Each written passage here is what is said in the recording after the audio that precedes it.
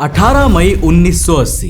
America के Washington में एक 26 मेगाटन्स ऑफ टीएनटी जितना पावरफुल धमाका हुआ। धमाके की आवाज सुनकर जब लोगों ने बाहर की ओर देखा तो उन्हें दिखा आसमान छूता हुआ 64 किलोमीटर चौड़ा मशरूम क्लाउड जो आसमान में 80,000 फीट तक ऊंचा था, जिसे पृथ्वी की ऑर्बिट से भी कई सैटेलाइट्स ने कैप्चर किया था।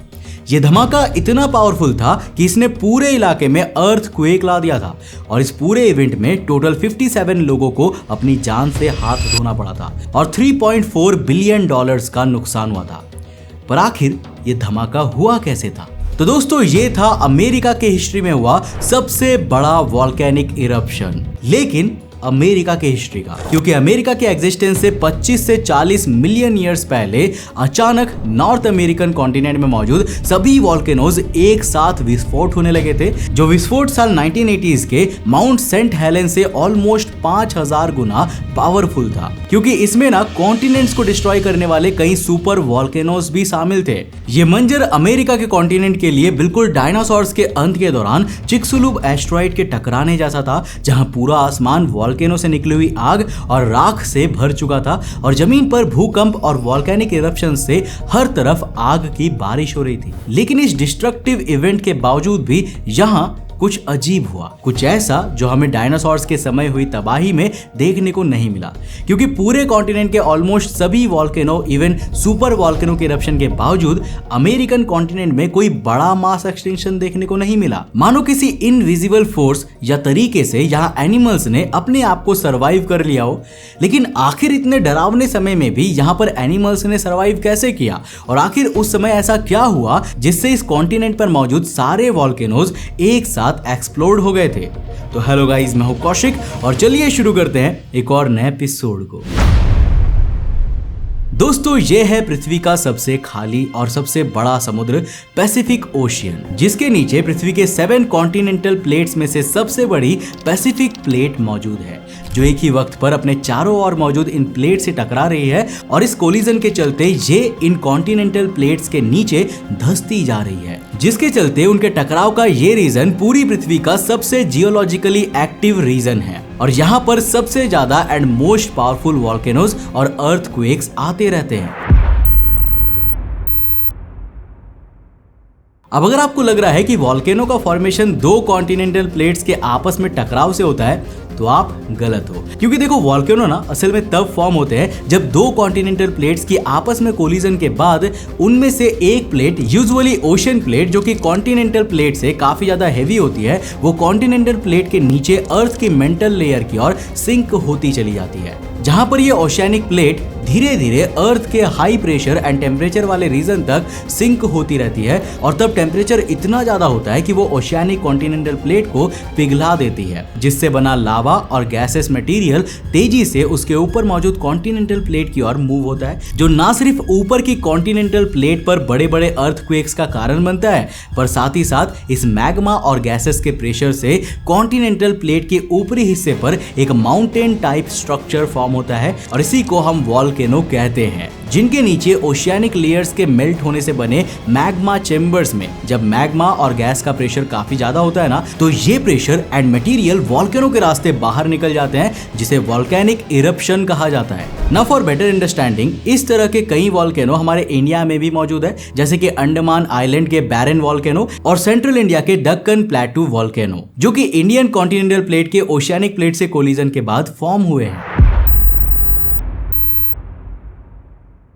तो देखो दोस्तों, कॉन्टिनेंटल और ओशियानिक दोनों प्लेट्स में सबसे हेवी ओशियानिक प्लेट ही होती है, जिसके कारण जब ये कोलाइड करती है ना, तो इनमें हैवी वाले प्लेट यानी ओशियानिक प्लेट ही हमेशा कॉन्टिनेंटल प्लेट के नीचे सिंक होती है और नॉर्थ अमेरिका के इस रीजन में भी यही हो रहा है, लेकिन एक यूनिक तरीके से, और जिसका रिजल्ट यहाँ बनने वाले वॉल्केनोज कोई सिंपल वॉल्केनोज नहीं है, बल्कि कॉन्टिनेंट्स तक को डिस्ट्रॉय करने की ताकत रखने वाले सुपर वॉल्केनोज है। तो देखो, जब अमेरिकन कॉन्टिनेंटल प्लेट का यहाँ पर टकराव हुआ ना, तब यहाँ कुछ अजीब हुआ, जिसके चलते ओशियानिक प्लेट इसके नीचे तो गई, लेकिन मेंटल की ओर जाने के बजाय वो कई मिलियन वर्ष तक सीधा अमेरिकन कॉन्टिनेंटल प्लेट के पैरेलल मूव होने लगी, कुछ इस तरह से। जिसके कारण यहाँ पर कोलाइजन तो हुआ पर ओशियानिक प्लेट के नीचे की ओर जाकर मेल्ट ना होने के चलते ऊपर बहुत छोटे छोटे वॉल्केनोज फॉर्म हुए, लाइक स्मॉल माउंटेन्स, जिन्हें आज नॉर्थ अमेरिकन रॉकी माउंटेन्स के नाम से जाना जाता है। अब इन दोनों लेयर्स के इस तरह काफी लंबे समय तक पैरेलल चलने के चलते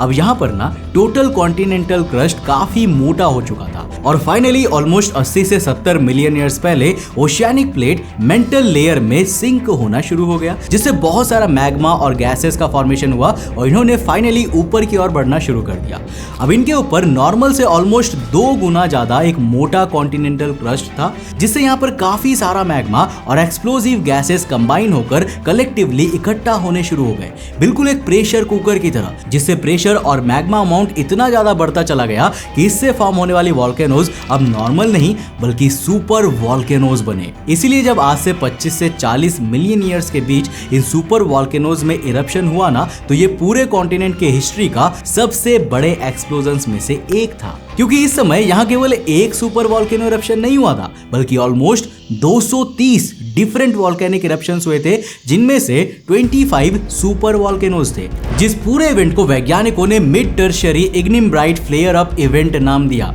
इस पूरे सुपर वॉल्केनिक इवेंट में इतना ज्यादा लावा और राख निकला था जिससे आज के अमेरिका को 10 मंजिला ऊंची बिल्डिंग तक ढका जा सकता था। इरप्शन के तुरंत बाद हाई टेम्परेचर राख के कई 100 मीटर ऊंचे बादल सीधा जमीन पर था, जिनका टेम्परेचर कई 100 डिग्री सेल्सियस था और तेजी से चारों ओर फैल रहा था, साथ ही साथ अपने रास्ते में आने वाली हर जीवन को डिस्ट्रॉय करता जा रहा था। अब इस एरिया के आसपास आज भी आपको इन वॉल्केनिक इरप्शन से निकली हुई कई मीटर मोटी राख और लावा देखने को मिल जाएगी, जो इन मिलियंस ऑफ ईयर्स में सॉलिडिफाई होकर रॉक फॉर्मेशन बन चुके हैं, जिन्हें वैज्ञानिक इग्निम ब्राइट कहते हैं।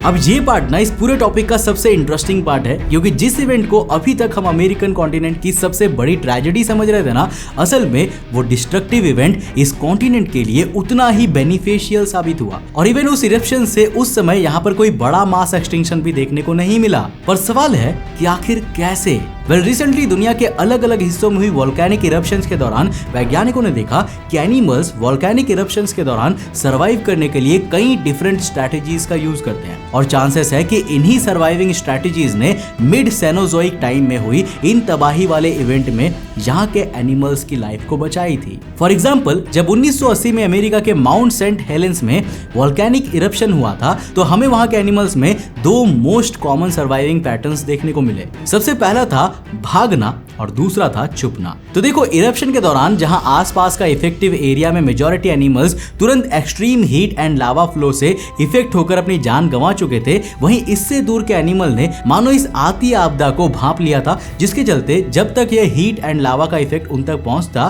तब तक तो वो छोटे एनिमल्स टनल या फिर छोटी गुफा खोदकर उनमें छुप चुके थे। सेकेंड स्ट्रैटेजी में जो एनिमल तैर सकते थे ना या पानी में रहते थे, वो खतरा भांपकर आसपास की लेक्स एंड रिवर्स में काफी डीप तक चले गए थे। इस तरह से भी काफी सारे एनिमल्स ने सरवाइव किया था। पर 1980s के इन वॉल्केनिक इरप्शंस में देखा गया कि सबसे ज्यादा नुकसान आसपास मौजूद इंसानों को और बड़े जानवरों को हुआ, जिनका तुरंत छिपना या मूव होना संभव नहीं था। एक एस्टिमेशन के मुताबिक इस एक्सप्लोजन में ऑलमोस्ट 7000 बड़े एनिमल्स लाइक डियर्स, बियर्स की जान चली गई थी और लगभग 57 लोगों की जान गई थी। इन शॉर्ट, वॉल्केनिक इरप्शन नुकसान तो करता है, लेकिन उससे बड़े एनिमल्स की लाइफ का नुकसान ज्यादा होता है और छोटे छोटे एनिमल्स लाइक चूहे वगैरह इस इवेंट में काफी आसानी से सरवाइव कर लेते हैं। तो वॉल्केनो इरप्शन जिस जगह में सबसे ज्यादा तबाही मचाते हैं ना, कुछ साल बाद उसी जगह को और भी ज्यादा फर्टाइल बनाते हैं। ऑल्सो वॉल्केनिक इरप्शन से बहुत बड़े क्रेटर्स का फॉर्मेशन होता है, जो न्यू लेक्स का फॉर्मेशन करते हैं, जिस जगह लार्ज अमाउंट में फ्रेश वाटर रिजर्व्स रहते हैं। अब इन सब के कॉम्बिनेशन से कुछ ही साल में जहां वॉल्केनिक इरप्शन से सबसे ज्यादा डिस्ट्रक्शन पहुंचा था, वही एरिया पूरे रीजन में सबसे ज्यादा फर्टाइल एंड लाइफ को सपोर्ट करने वाला बन जाता है। लेकिन इसका एक दूसरा मोस्ट इंटरेस्टिंग बेनिफिट भी है, जो आज भी हम इंसानों को मिल रहा है। देखो सुपर वॉल्केनो इरप्शन के दौरान काफी ज्यादा अमाउंट ऑफ मैटर रिलीज हुआ था जो इन वॉल्केनोज के पास की रिवर्स एंड लेक्स में इकट्ठा हो गए थे, जिससे मड टाइप स्ट्रक्चर्स फॉर्म हुए थे जो समय के साथ साथ सूख कर हार्ड रॉक्स में बदल गया, जिसके अंदर 25 से 40 मिलियन साल पुराने हर उस जीव के फॉसिल्स प्रिजर्व्ड है जो कि इन लेक्स में रहा करते थे। इसलिए ज्यादातर परफेक्ट फॉसिल्स प्राचीन वॉल्केनिक साइट्स के पास ही देखने को मिलते हैं। अप्रोक्सीमेटली 25 से 40 मिलियन साल पहले हुए इन वॉल्केनिक इरप्शन के दौरान भी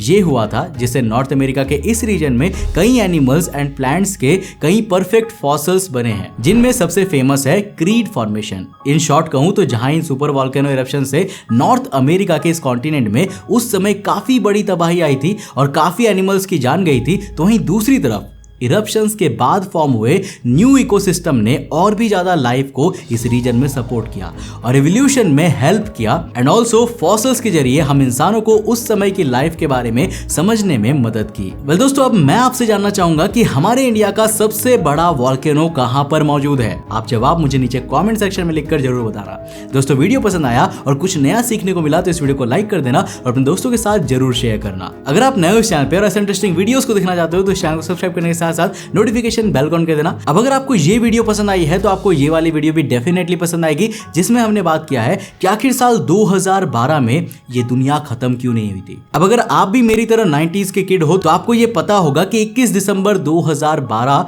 वो दिन था जब ये दुनिया पूरी तरह से खत्म होने वाली थी। लेकिन सबसे पहला सवाल ये आता है कि आखिर ये डेट आया कहां से, और सवाल ये भी है कि आखिर उस दिन को ये दुनिया खत्म क्यों नहीं हुई। जानने के लिए यहाँ पर टैप करो, इस वीडियो को जाकर देखो, बहुत ही ज्यादा इंटरेस्टिंग है। मैं मिलता हूं आपको नेक्स्ट एपिसोड के साथ, तब तक के लिए बाय, जय हिंद।